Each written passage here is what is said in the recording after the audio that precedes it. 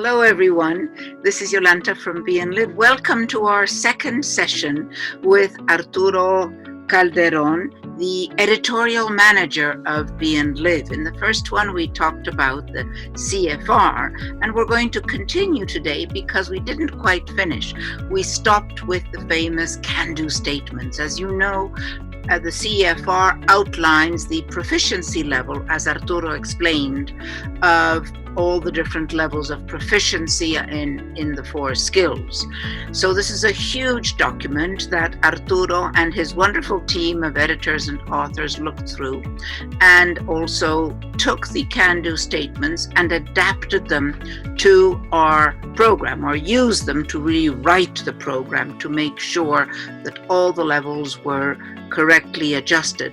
And super important, so that these can-do statements provided support to teachers such as yourselves, who can then take a specific can-do statement and then easily know if it's being achieved, if the children are reaching that level of proficiency, whether they can do.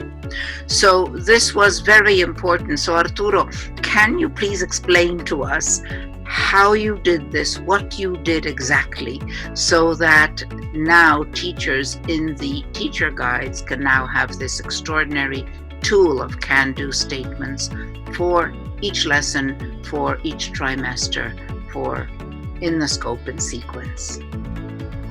Okay, yeah, you're right, Yola. When we're talking about the can-dos, first we need to understand what they are. And the most important thing when they were created is that we are focusing on the skills. That's why we talk about what the student can do.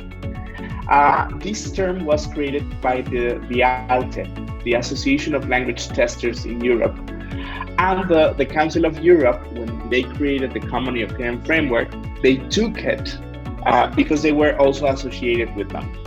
So they've been using these can-dos, and what we do in our program is that we also use that term to talk about what the students can do throughout our Be and Live program. So basically, what we did, we read the whole Common European Framework, and then we started taking all the little pieces of it, understanding first every single skill as a whole. For example, reading, and then understanding the different sections of reading. For example, there's reading for instructions, reading for entertainment, reading for blah, blah, blah, leisure, etc.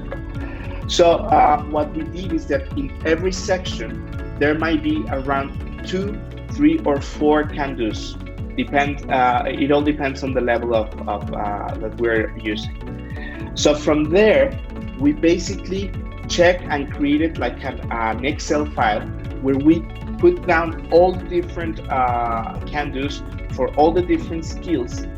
And then from there, we started creating our program. That made everything easier for us, and to make sure that we are not just saying that our program is aligned to the Common European Framework, but it actually comes from the Common European Framework, or from all those can-dos that we checked.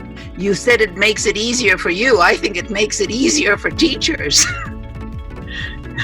Exactly. Because we, at the moment we created these shortened versions of the can-dos, even for students and teachers, are quite easy to read, because they understand exactly what they will be tackling and what they will be doing in the class, in that specific part of the session, and they will be able to accomplish it without any problems.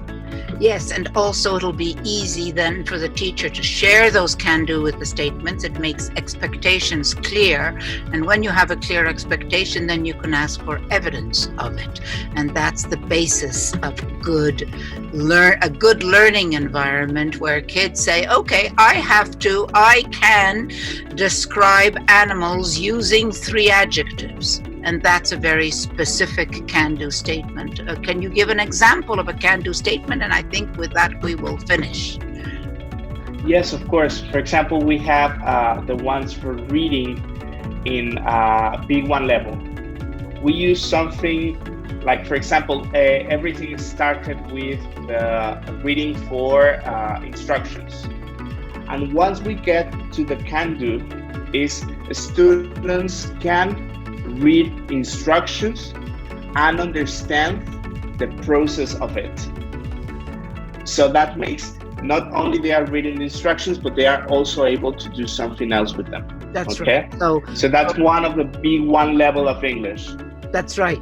And of course, the language of the instruction, we were very careful to make sure that the language of the instruction is at a B1 level, because you can have instructions at an A2 level, which is right where kids are not quite proficient yet.